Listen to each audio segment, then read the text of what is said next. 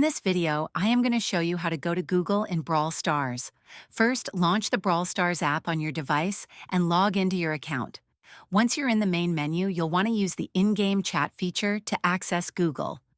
To do this, tap on the chat icon located in the lower right corner of the screen. In the chat window, type in a query or a keyword related to what you want to search on Google. Since direct links to external sites are not allowed in the chat, you can share your question with friends or teammates to get assistance.